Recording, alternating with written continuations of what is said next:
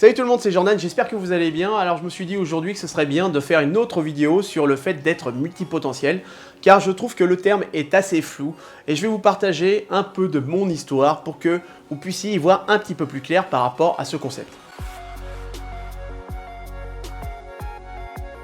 Quand j'étais enfant, j'arrivais à ressentir sous forme d'angoisse des catastrophes imminentes ou à venir. Attention, je ne suis pas en train de dire que j'ai des dons surnaturels.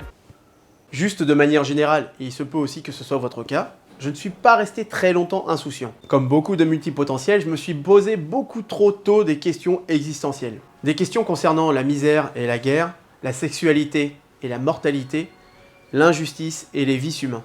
Cette tendance à trop percevoir et à réfléchir sur les tenants et aboutissants des choses et des êtres amène certains multipotentiels à avoir des problèmes là où il n'y en a pas ou peu. Si comme moi en tant que multipotentiel, votre vigilance excessive vous a amené à avoir une représentation dramatique de la vie et que cette représentation produit des scénarios catastrophiques à tout bout de champ, ralentissez. Ralentissez car cela peut devenir une véritable fabrique à inquiétude permanente. Aujourd'hui, j'ai su me servir de cette capacité de perception. Je l'utilise principalement lorsque j'accompagne des personnes qui sont en reconversion professionnelle et qui se mettent à paniquer alors qu'elles sont vraiment à deux doigts d'avoir des résultats. C'est tout d'un coup le déséquilibre dans sa tête. Sa capacité de perception et de traitement de l'information ne sont plus gérées par sa capacité à modérer ses réflexions. Du coup, on baigne dans la surstimulation de son système nerveux. Vous me suivez ?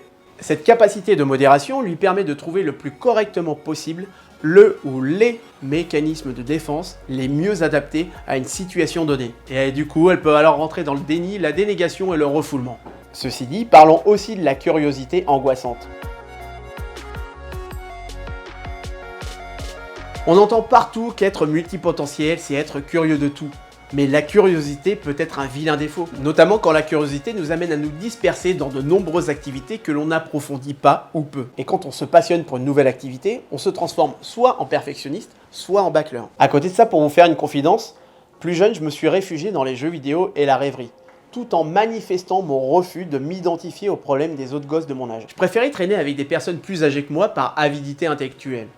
Et puis aussi parce que je me sentais décalé par rapport aux autres jeunes de mon âge. J'en ai éprouvé un sentiment de ne pas être normal, d'être rejeté, ce qui a même aussi engendré un vécu de solitude profonde.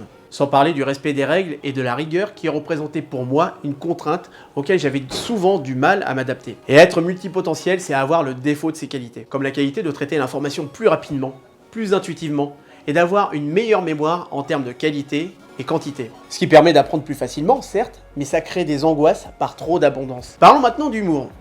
Souvent utilisé non pas pour amuser la galerie, mais par mécanisme de défense. Ce qui fait de nous, en tant que multipotentiels, des personnes relativement susceptibles et très mauvaises joueuses.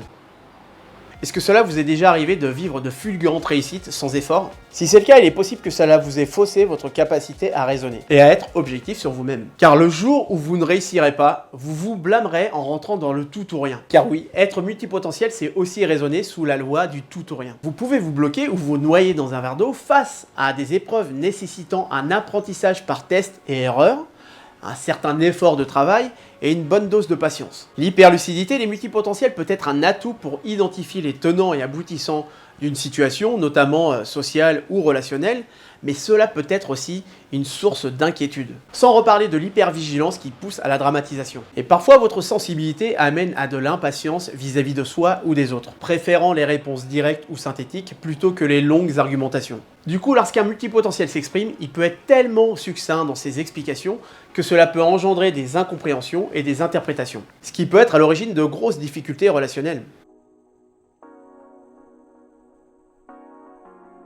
Je parlais tout à l'heure de curiosité, c'est l'une des caractéristiques des multipotentiels. On est souvent ouvert à l'exploration, on se disperse et parfois on se limite même à un raisonnement superficiel lorsque le sujet ne nous intéresse pas. On se rappellera tous de certains cours à l'école. En revanche, on est capable d'acharnement au travail si par chance on se découvre une passion ou si on exerce une activité dans le sens de notre centre d'intérêt. Du coup, on s'investit tellement que l'on compromet d'autres domaines d'apprentissage nécessaires pour un équilibre personnel. J'ai failli rater mon bac à cause de la musique. J'étais tellement passionné par mon groupe de musique que j'y pensais matin, midi et soir, et même la nuit en rêvant. Être multipotentiel, c'est être conscient de sa force psychique. Et bien souvent, en tant que multipotentiel, on a du mal avec toute forme d'autorité. En général, lorsque l'on n'aime pas le cadre scolaire, il y a de fortes chances que l'on n'aime pas le cadre managérial. Et on passe son temps à le décrier, à le défier et à contourner ce dernier. Si au cours de votre vie, vous avez été catalogué, mis à l'écart, sélectionné à cause de vos spécificités comportementales, ne vous blâmez pas. Ne vous blâmez pas, car vous avez juste refusé qu'on vous mette dans une case ou que l'on vous colle une étiquette. Même si être multipotentiel s'apparente à se coller une étiquette sur le front. Et en fonction de votre sensibilité à l'injustice, de vos mécanismes de défense, vous serez plus à même de reprendre le pouvoir de votre potentiel. Ce potentiel, ce multipotentiel que la société n'a pas su vous faire exprimer. Servez-vous de ce besoin de vous exprimer pour vous différencier et pour assumer aujourd'hui le fait d'être un multipotentiel. Je sais ce que c'est d'être partagé entre son désir de réussir, sa lucidité quant à son imperfection et son avidité de connaissance. On préfère se dévaloriser ou ne rien faire quand on s'aperçoit que on ne maîtrise pas tous les domaines et que la voie à suivre est trop longue. Il ne vous faut donc pas développer votre estime de vous-même parce que vous en avez déjà.